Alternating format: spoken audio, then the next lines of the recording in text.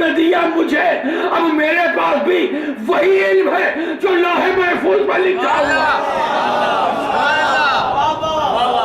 اب میرے پاس وہی علم ہے جو لوح محفوظ پر لکھا ہے۔ صلوات اور پڑھا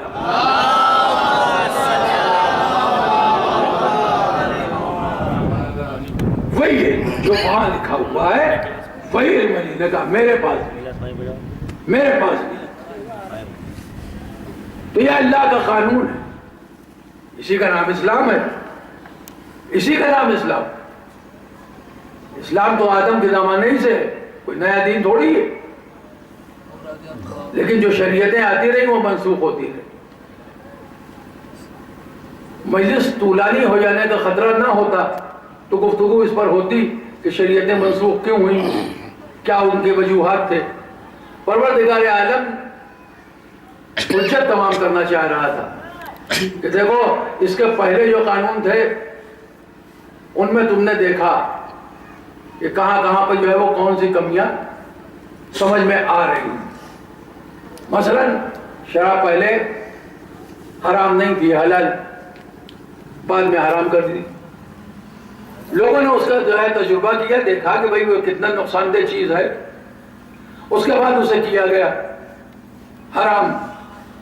تو اللہ نے حجت تمام کرائی، چونکہ آخری شریعت تو رسول کی تھی، تو اس نے جو ہے وہ اور بھی شریعتیں جناب نوح سے شروع ہوئی تھی، جناب نوح کی شریعت، جناب ابراہیم کی شریعت، جناب موسیٰ کی شریعت، جناب عیسیٰ کی شریعت، اور اس کے بعد میں پھر رسول اسلام حضرت محمد مصطفیٰ صلی اللہ علیہ وسلم۔ تو یہاں پہ لا کے ختم کرنی تھی بات رسول کو، اللہ نے اپنے قانون کو مکمل کرنا تھا ذات رسول کو۔ تو شریعت محمدی کی خاطر جتنی اور شریعتیں تھیں وہ آئیں، ساری شریعتیں جتنی آئیں وہ شریعت محمدی کے لیے آئیں، اور شریعت محمدی اب قیامت تک کے لیے ہمارے لیے آئی، یہ ہمارے لیے ہے۔ تو ابھی جب تک شریعت محمدی مکمل نہیں ہوئی تھی تب تک تو کوئی جواز پیش کر سکتا تھا کہ ابھی شریعت محمدی مکمل نہیں ہے، ابھی دین مکمل نہیں ہے، ابھی اسلام مکمل نہیں ہے۔ مگر جب اسلام مکمل ہو گیا حیات رسول میں ہی، اور قرآن مجید نے پڑھ کے اعلان کر دیا الیوم اکملت لکم دینکم، آج ہم نے دین کو مکمل کر دیا، غدیر خم کے میدان، آج ہم نے دین کو مکمل کر دیا۔ اب ذمہ داری مسلمان کی کہ وہ جو ہے وہ جتنا اس کو دے دیا گیا ہے اسی پر عمل کرے، اس پر عمل کرے اور اسے آگے بڑھائے، اسی کو وہ آگے بڑھائے۔ تو یہ جو شریعتیں آئی ہیں برابر، آپ نے دیکھا اسلامی کی بات تھی مگر طریقہ بار بار بدلتا رہا، اور آج کیا توریت کے ماننے والے نہیں ہیں؟ کہاں نام تو توریت کا لے رہے ہیں، نام تو انجیل کا لے رہے ہیں، لیکن آج نہ توریت اپنی اصلی حالت میں ہے، نہ انجیل اپنی اصلی حالت میں ہے، نہ شریعت ابراہیم جو ہے کا کچھ پتہ ہے، نہ شریعت موسیٰ کا کچھ پتہ ہے، نہ شریعت جناب نوح کا کچھ پتہ ہے، کسی شریعت کا کچھ پتہ نہیں ہے کسی کو۔ تو تھا تو سب اسلام ہی، یہ صورتیں بدل کیوں گئی؟ ہر نبی جو آیا ہے قرآن مجید کا وحی دے رہا ہے، سب اسلامی کا پیغام لے کے آئے، لیکن یہ بار بار جو ہے وہ راستے بدلتے کیوں رہے؟ یہ راستے تبدیل کیوں ہوتے رہے؟ یہ اس لیے بدلتے رہے ہیں کہ لوگوں نے اپنی مرضی سے جو ہے وہ دین میں کچھ چیزیں جائز کر لی، اپنی مرضی چلائی دین میں، جو قانون الہی تھا اس میں کچھ اپنی مرضی لگا دی کہ نہیں یہ حکم تو ہے اللہ کا، یہ قانون تو ہے اللہ کا، مگر میں اس کے مقابلے میں ایک قانون یہ لا رہا ہوں۔ مثلا کوئی چیز حلال ہے تو اسے حرام کر دو، حرام ہے تو اسے حلال کر دو۔ یہ اختیار خود ذات رسول کو بھی نہیں، کسی حلال کو حرام میں بدل دینا یا حرام کو حلال میں بدل دینا یہ تو رسول بھی نہیں کر سکتے، سورہ تحریم پڑھ لیجیے، یہ تو رسول کو بھی اختیار نہیں ہے۔ پھر کسی عام انسان کی کیا حیثیت ہے کہ وہ کسی حلال کو حرام میں بدل دے یا حرام کو حلال میں بدل دے؟ پروردگار نے تجربہ کرا دیا کہ تم نے دیکھا کہ اپنی مرضی چلانے کا نتیجہ کیا نکلا۔ ابراہیم کا پیغام یہی اسلام تھا، مگر جو ہے وہ اس کی صورت بدل گئی۔ نوح کا پیغام یہی اسلام تھا، مگر اس کی صورت بدل گئی۔ عیسیٰ اور موسیٰ کا پیغام یہی اسلام تھا، مگر اس کی صورت بدل گئی۔ اب پروردگار عالم جب دیکھ چکا کہ اب یہ آخری ہے رسول، آخری ہے نبی، تو تجربہ بھی کرا دیا دنیا والوں کو، تو اب وہ بھی تو ذمہ داری ہے، اس کی بھی تو ہے پروردگار کی، کہ جب اتنا احتیاط برتا ہے اپنے قانون میں، تو پھر اس کو اس قانون کو باقی بھی رکھنا ہے قیامت تک کے لیے، تو پھر اسے انتظام بھی کرنا ہے، پھر اسے انتظام بھی کرنا ہے کہ یہ ہمارا قانون قیامت تک محفوظ رہ جائے، باقی رہ جائے۔ تو نبیوں کا کام تھا نبیوں کا کام تھا خبر دینا، رسولوں کا کام تھا پیغام پہنچانا، اور پھر جو ہے وہ چلی امامت، جس کا کام تھا کہ اس کو محفوظ کرنا۔ ارے بھائی سامنے کی چیز ہے، آپ کوئی چیز بناتے ہیں، ایک مکان بناتے ہیں، تو جب آپ مکان کی تعمیر کرا لیتے ہیں تو مکان تعمیر ہونے میں پہلے اسٹارٹ جب آغاز ہوتا ہے تو تمام چیزیں ہوتی ہیں، جو ہے وہ لیول کرنا اور یہ کرنا اور وہ کرنا، اور پھر اینٹیں اور گارا اور مٹی اور دیواروں کا اٹھنا، فاؤنڈیشن، یہ تمام چیزیں ہوتی ہیں۔ جب بلڈنگ بن کے تیار ہو جاتی ہے کمپلیٹ، تب پھر یہ فکر ہوتی ہے کہ بھئی اب اس بلڈنگ کی حفاظت کی بھی ضروری ہے کہ کیسے یہ بلڈنگ محفوظ رہے گی، اس کا انتظام کیا جائے۔ تو جب بار بار جو ہے یہ بلڈنگ جو ہے وہ برباد ہو چکی تھی، تو اب جب آخری مرتبہ یہ بلڈنگ جو ہے تم کمپلیٹ کی گئی ہے، تو پروردگار نے اس کے لیے انتظام کیا، اور اسی انتظام کی صورت میں رسول نے جو ہے وہ ہمیں دو چیزیں سونپ دی، کہا ایک تمہیں قرآن دیے دیتا ہوں اور ایک تمہیں اہل بیت دیے دیتا ہوں۔ ایک قرآن ہے اور دوسرے میرے یہ اہل بیت، اگر ان دونوں کو تم تھامے رہو گے، ان سے متمسک رہو گے، تو پھر جو ہے وہ اللہ کے قانون پہ کوئی آنچ نہیں آنے والی، پھر اسلام محفوظ رہے گا، اسلام بچا رہے گا۔ مگر دنیا نے اہل بیت ہی کو چھوڑ دیا۔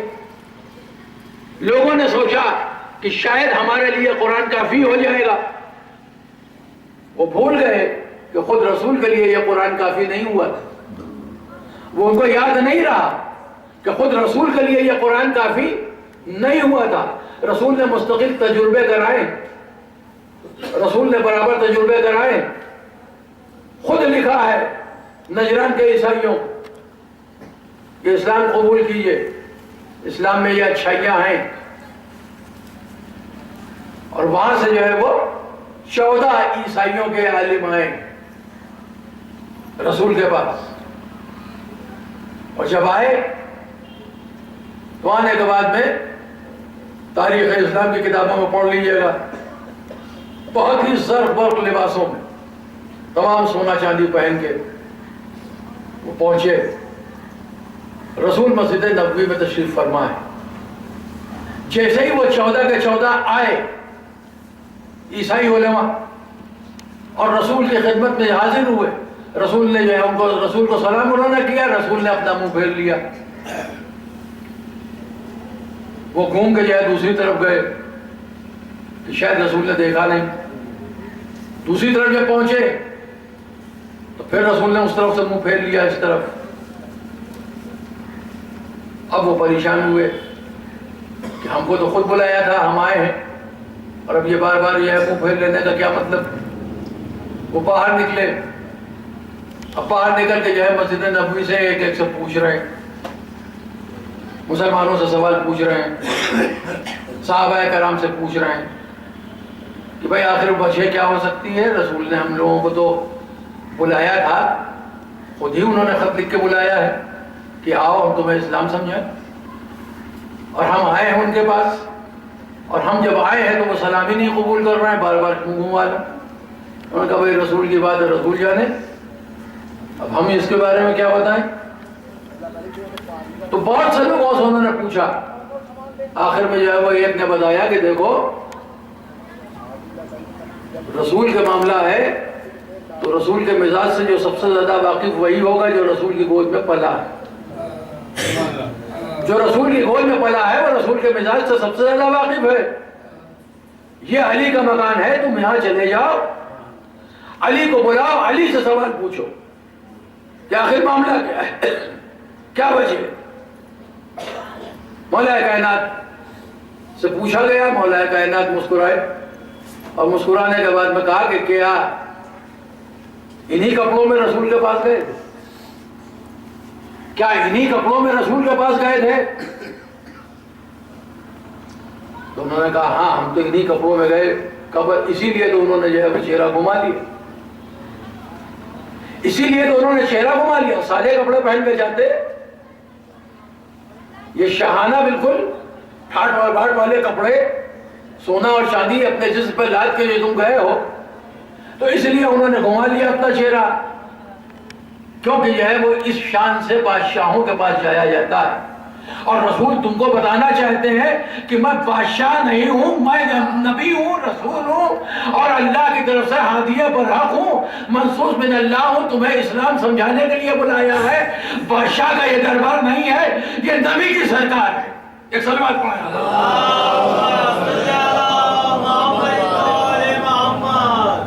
اب انہوں نے سادے کپڑے پہنے اور جیسے ہی رسول کی خدمت میں پہنچے، رسول بنفس نفیس اٹھ کے کھڑے ہو گئے، نفس نفیس اٹھ کے کھڑے ہو گئے، ان کو جو ہے عزت سے بیٹھ بٹھایا، بٹھانے کے بعد میں گفتگو شروع کی، بٹھانے کے بعد گفتگو شروع کی، کیوں بلایا تھا، کیوں گفتگو ہوئی۔ میں اس واقعے کو ذرا سا 2 منٹ کے لیے روکنا چاہتا ہوں۔ اس سے قبل بھی دیکھا ہے لوگوں، اس سے قبل بھی لوگوں نے دیکھا ہے، جنگ جمل میں، جنگ جمل نہیں، جنگ جو اس سے قبل جنگ ہوئی ہے، وہ جنگ کہ جس جنگ میں جو ہے وہ جنگ خیبر جو کہلاتی، اس میں رسول اللہ نے ایک تجربہ کرایا ہے مسلمان۔ وہ تجربہ کیا ہے؟ 39 دن تک تاریخ اسلام کہہ رہی ہے 39 دن تک مستقل لوگ جاتے رہے، لوگ جاتے رہے، علم لے لے کے جاتے رہے، مگر نتیجہ صفر، نتیجہ صفر۔ اور میں نے پچھلی بار بھی یہ بات کہی، آج پھر اس بات کو دہرانا چاہتا ہوں کہ دیکھیے ذات رسول تک بات نہیں جانی چاہیے، رسول کے کریکٹر پر اگر کہیں سے معاذ اللہ آنچ آنے لگے گی تو جو مسلمان ہے وہ ضرور بولے۔ لکھا یہ گیا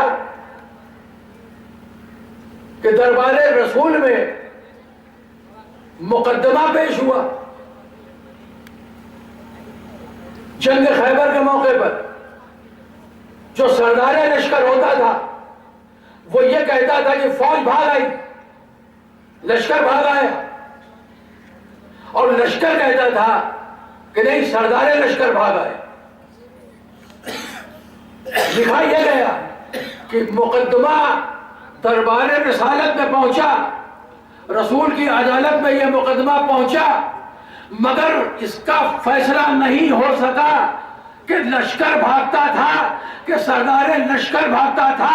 میں کہتا ہوں بھائی فیصلہ کیوں نہیں ہوا؟ رسول نے یہ کہا کہ نہیں کہا؟ آپ کو دیکھنا یہ ہے رسول نے لشکر کو بدلا کہ سردار لشکر کو بدلا۔ اگر سردار لشکر کو بدلا تو سمجھ لیجیے فیصلہ کر دیا کہ سردار لشکر بھاگتا تھا، لشکر نہیں بھاگتا تھا۔ سارے لشکر کو بدلا. کل علم اس کو دوں گا جو کرار ہے، غیر فرار ہے. اللہ جس کو دھو سکتا ہے، جو اللہ اور رسول کو دھو سکتا ہے، بابا کے حملہ کرنے والا ہے. کل علم اس کو دوں گا. تو رسول نے بتا دیا علم کل اسے دیا جائے گا جو اللہ اور رسول جس کو دوست رکھنے والا ہے. ایک صلوات پڑھے.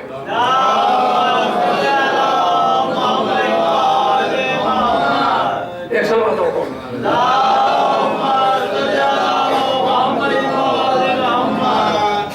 یہ تجربہ کرا دیا، یہ تجربہ کرا دیا. یہ کون سی پالیسی؟ یہ گھر کے اندر کی داخلہ، ہوم منسٹری. ہوم منسٹری کا تجربہ کرایا کہ دیکھو جب تک علی نہیں گئے تب تک کوئی نتیجہ نکلا نہیں. اور پھر ایک موقع وہ آیا کہ جب یہ نصارہ نجران آئے، یہ نصارہ نجران آئے اور اب رسول سے گفتگو شروع ہوتی. رسول جو ہے توراۃ، زبور، انجیل، قرآن کی آیتوں کی تلاوت کر کر کے انہیں سمجھا رہے ہیں. ان کی سمجھ میں نہیں آ رہا، ان کی بات سمجھ میں نہیں آ رہی. آخر میں کیا ہوا؟ انہوں نے کہا کہ نہیں، معاذ اللہ آپ غلط بیانی سے کام لیں. تو عرب کے وہ بدو جو کافر تھے، مشرک تھے، ان کی بھی ہمت اور اوقات نہیں تھی کہ وہ رسول کو یہ کہہ سکتے کہ آپ معاذ اللہ جھوٹ بولتے. مگر انہوں نے کیا کہا؟ آپ غلط بیانی سے کام لے رہے. بس پروردگار نے کہا کہ اے محمد اب ان سے اس طرح گفتگو نہ کرنا. اب ان سے کہو کہ ٹھیک ہے، اب تم جو ہے وہ اپنے بیٹوں کو لاؤ، ہم اپنے بیٹوں کو لائیں. تم اپنی عورتوں کو لاؤ، ہم اپنی عورتوں کو لائیں. تم اپنے مردوں کو لاؤ، نفسوں کو لاؤ، ہم اپنے نفسوں کو لائیں. کل کی مجلس میں نے یہ بات کہی تھی کہ جو ہے وہ کام کیا تھا؟ قرآن نے کیا کام بتایا؟ جھوٹوں پر لعنت، جھوٹوں پر لعنت بھیجنا ہے. تو اب رسول کسے لے کے گئے؟ رسول کسے لے کے گئے؟ آگے رسول آیت سے ذرا سیریل میں نہیں. قل تعالوا ندعو ابناءنا، ابناءنا یعنی بیٹے لاؤ. امام حسین کو گود میں لیے ہوئے ہیں رسول، اور امام حسن کی انگلی تھامے. ابناءنا و ابناءکم نساءنا و نساءکم. تو فوراً اس کے بعد عورت کی بات تھی تو جناب سیدہ پیچھے. پھر وانفسنا وانفسکم، نفسوں کو لاؤ. ان کے پیچھے جناب مولا کائنات امیر المومنین.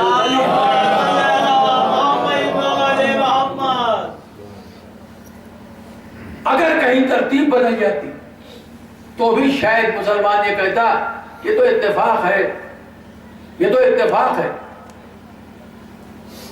یہ بھی کہہ سکتا تھا. ہمیشہ تو جو ہے بڑھ کے مولا کائنات کہتے تھے یا رسول اللہ لائیے یہ کام میں کر لوں. گھر سے نکل کے جو ہے میدان مباہلہ تک آئے تھے. رسول گود میں امام حسین کو لیے ہوئے تھے. پلٹ کے جو ہے وہ نہ علی نے کہا نہ فاطمہ نے کہا کہ یا رسول اللہ لائیے. حسین کو مجھے دے دیا، تھک گئے ہوں. کسی نے نہیں کہا. کیوں نہیں کہا؟ اس لیے کہ علی تھوڑی لے کے جا رہے تھے حسن اور حسین کو، فاطمہ تھوڑی لے کے جا رہی تھی حسن اور حسین کو. قرآن کی جو آیت تھی اس میں کہا گیا تھا محمد ان سے کہیے تم اپنے بیٹوں کو لاؤ، ہم اپنے بیٹوں کو لائیں. تو محمد لے کے جا رہے تھے تو فاطمہ کیسے کہتی کہ لائیے ہمیں دے دیجیے؟ علی کیسے کہتے لائیے ہمیں دے دیجیے؟ حسن کو جو ہے وہ کی انگلی تھامے ہوئے، حسین کو گود میں لیے ہوئے، پیچھے پیچھے جناب سیدہ اور اس کے پیچھے مولا کائنات. اور جب وہاں پر پہنچے تو اب مقابلہ نہیں کیا، اب مقابلہ نہیں کیا، بس بالکل سمیٹتے ہوئے موضوع. اب مقابلہ نہیں کیا. کیا کہا؟ ایسے چہرے دیکھ رہے ہیں. ان عیسائی عالموں نے کیا کہا؟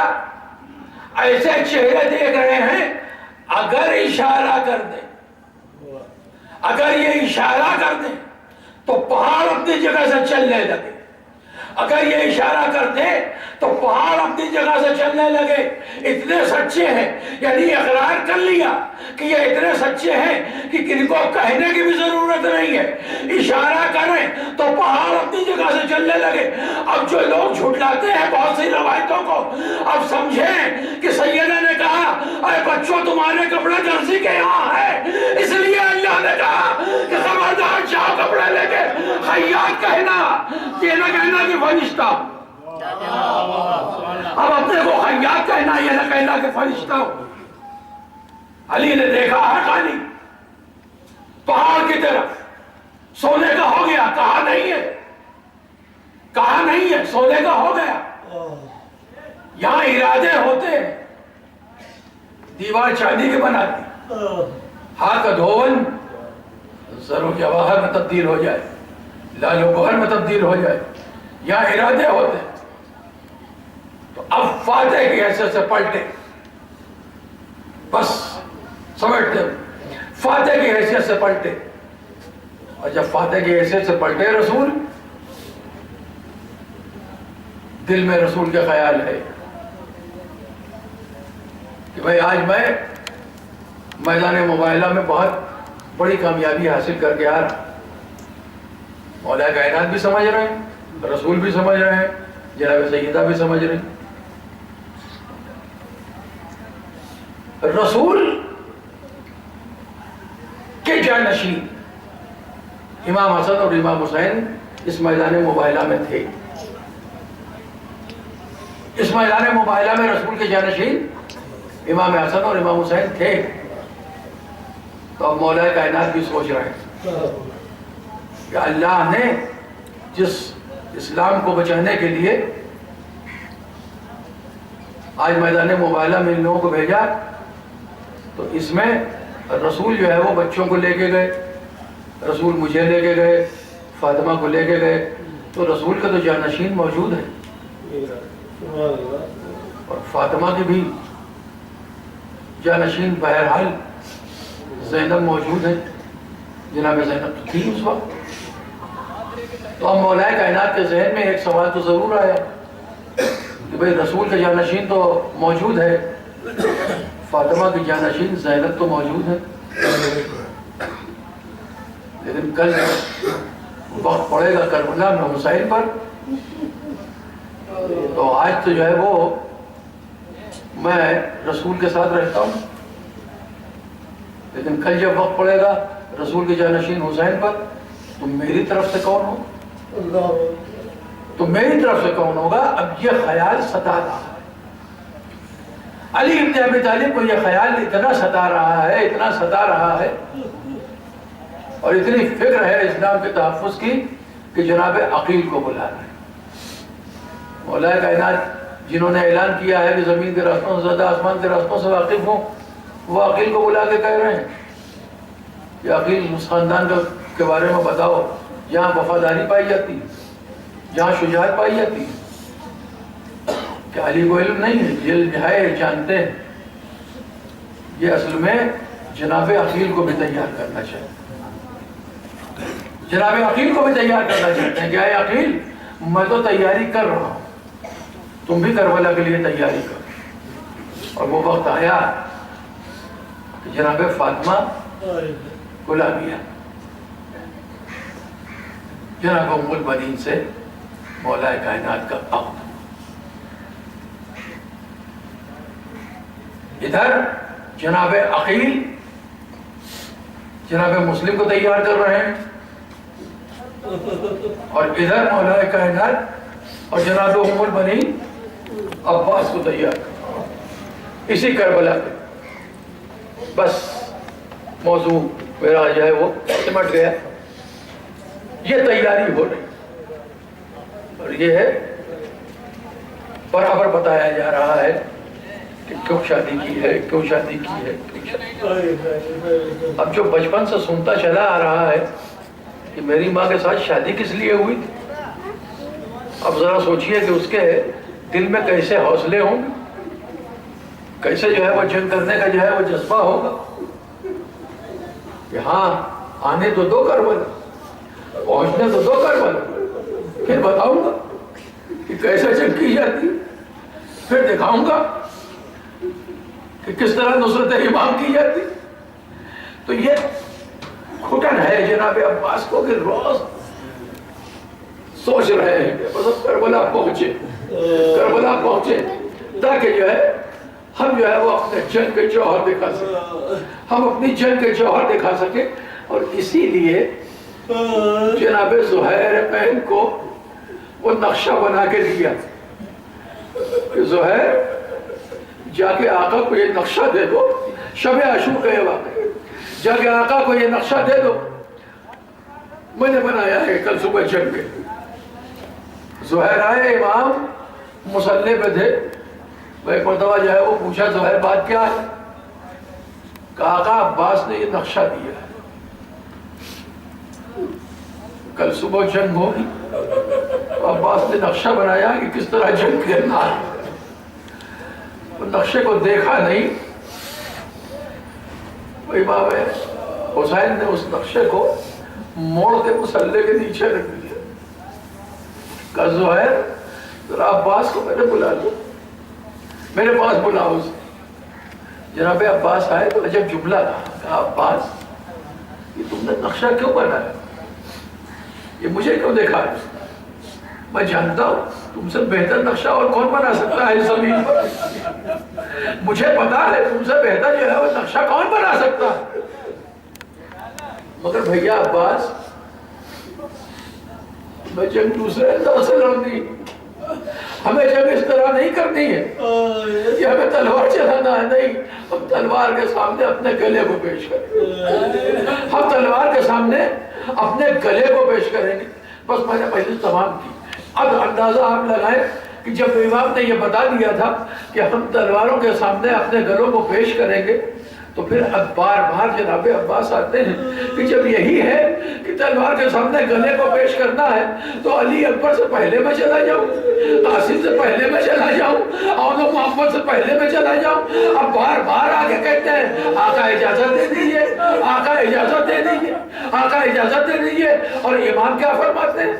امام نے آخر میں جب دیکھا کہ نہیں اب کوئی باقی نہیں رہ گیا ہے، اور اب پھر آئے ہیں عباس، صرف علی اکبر باقی رہ گئے، اور اب جناب عباس پھر آئے، کہا آقا اب اجازت دے دیجئے۔ تو بڑے ایک مرتبہ ایک سوال پوچھا، میں آپ کے سامنے اس کو بیان کرنا چاہتا ہوں۔ امام نے جناب عباس سے ایسا سوال کیا، خدا کی قسم، کہا عباس کیا تم بھی مجھے اکیلا چھوڑ جاؤ گے؟ اے عباس کیا تم بھی مجھے اکیلا چھوڑ جاؤ گے؟ اور جواب سنیے عباس کا، کہا ہاتھوں کو جوڑا، کہا آقا آپ کے بعد میں زندہ بھی نہیں رہنا چاہتا، آقا میں آپ کے بعد پھر زندہ بھی نہیں رہنا چاہتا۔ تو بس عوام اندازہ لگا دے، پھر اتنے میں حالتش کی آواز سکینہ کی آ گئی، اور ادھر عباس پہنچ گئے، لابی بھی لا سکینہ اپنا مشکیزہ لاؤ، اپنا مشکیزہ لاؤ۔ ارے عباس کی قربانی، عباس کی قربانی، خدا کی قسم عزا خانہ میں ہو سکتا ہے تابوت نہ ملے آپ کو، ہو سکتا ہے عزا خانے میں تعزیہ نہ ملے آپ کو، عزا خانے میں ہو سکتا ہے سجدہ کی شبیہ نہ ملے آپ کو، مگر یہ ممکن نہیں ہے کہ کوئی عزا خانہ سجا ہو اور عباس کا علامات کرتا ہے۔ اتنا مغمور ہوا یہ قربانی ہوئی عباس کی کہ اب وہ عالم ساتھ میں ہے، وہ نگہبانی کرتا ہے اس عزاداری کی۔ بس عزاداروں 2-3 منٹ کی زحمت، 2-3 منٹ کی زحمت، مشکیزہ کو لیا، اللہ بھی سکینہ، مشکیزہ لیا، سکینہ کو گود میں لیا، آئے خدمت امام میں، کہا آقا اجازت دیجئے، کہا میں سمجھ گیا سکینہ اجازت دلوانے آئی ہو، مگر اے سکینہ تم اپنے چچا کو بہت یاد کرو گی جب تمہارا چچا